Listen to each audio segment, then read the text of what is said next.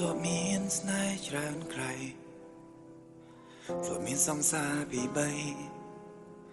សាវ៉ាហ៊ុនថ្លៃតែគ្មានអ្នកយល់ក្រៅពីខ្ញុំខ្លួនឯងមិនដែលគិតថាចង់លលេនឹងក្តីស្នេហាគេបង្រៀនឲ្យខ្ញុំចេះស្មោះនឹងស្នេហាតែគេសាវ៉ាឲ្យខ្ញុំឈឺអិនស្បាយឈឺខ្លាំងពេកលែងទុកចិត្តនាងណាទៀនហើយជួស្នេហ៍ក្រោយគេក៏ថាខ្ញុំសាវ៉ាប្រហែលខ្ញុំឈឺខ្លាំងពេកតែដឹង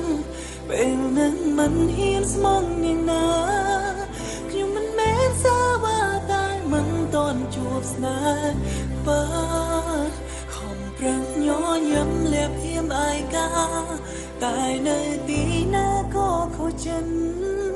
តែខូចជីវិតគូពិនខ្ញុំនៅឯណា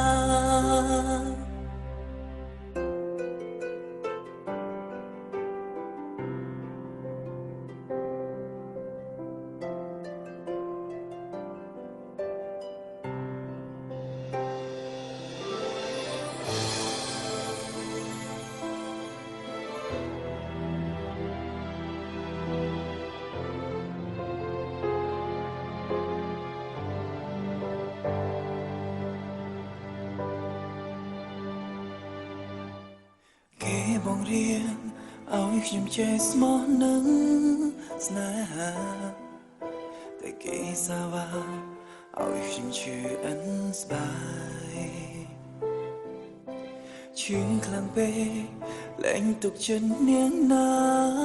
ទៀនហើយជួស្នេហ៍ក្រោយគេក៏ថាខ្ញុំសាវ៉ាប្រហែលខ្ញុំឈឺខ្លាំងពេកតែដឹងពេលនឹងមិនហ៊ានស្មងនាងណាខ្ញុំមិនមែនសាវ៉ាតែមិនតន់ជួបស្នេហ៍បើខំប្រឹងញញឹមលាបហៀមអាយកាតែនៅទីណាក៏ខូចចិត្តតែខូចជីវិតគូពិនខ្ញុំនៅឯ